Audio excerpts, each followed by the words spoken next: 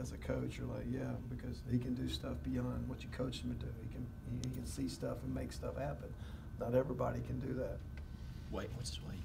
He was 266 on Tuesday. I didn't ask him today. So was that big enough to be in there? He's going to be in there. It is what it is. It's going to have to be big enough. But he'll get bigger and stronger. Kristen does a great job in our nutrition program with these guys, and Jeff does a great job in the weight room.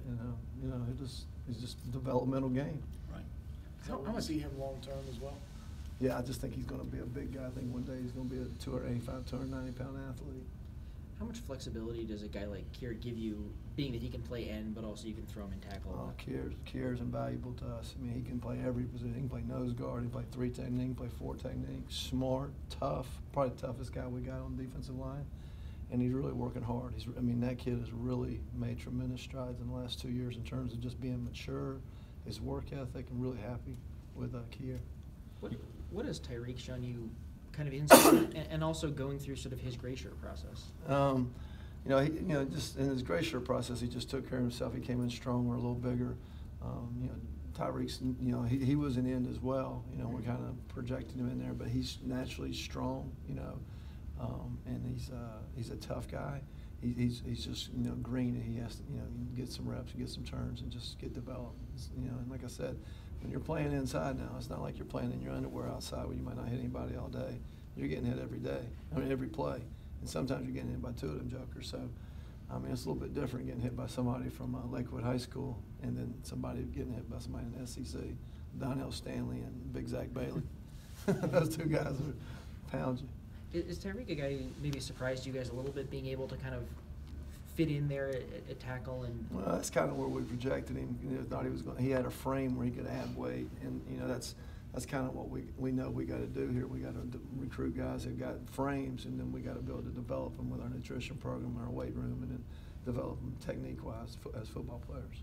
Where's his weight right now? Where do you want him? He's 264, and we don't ever tell him where we want him at. Whatever's natural, whatever's going to happen is going to happen. The good Lord's going to take care of that. But I think he's a guy with his frame and his legs and his hips and stuff. I think he can be a 285, 290 pounder and carry it well. Where is Javon in the stage of taking the next step for what you would like to see him do? That kid had a really tremendous year last year in terms of what he came in at and what at the end of the season the level he was playing. And the people that don't understand Javon or don't know him, I guess is a better way to say it. I mean, when you know his history, this guy's done a great job. But the best thing about him is his attitude, his willingness to work, and wanting to learn and wanting to get better. He's really critical of himself, and he's just a very appreciative, very humble guy. But for him, it's all technique stuff. He got to get stronger, obviously, because he was a basketball player, and he's still, as far as SEC defensive lineman, he's not a strong guy, but he's so long and he's so big, and he has natural power. But what I want him to learn how to do is recognize blocks quicker, be better with his blow delivery and block protection techniques, which just comes with time and techniques, and then developing a primary pass rush move on pass situations and a couple counters off of that instead of just using raw ability. Become a student of the game and really develop yourself in terms of your skill set and what you use, the techniques and moves you use in the run game and in the pass game.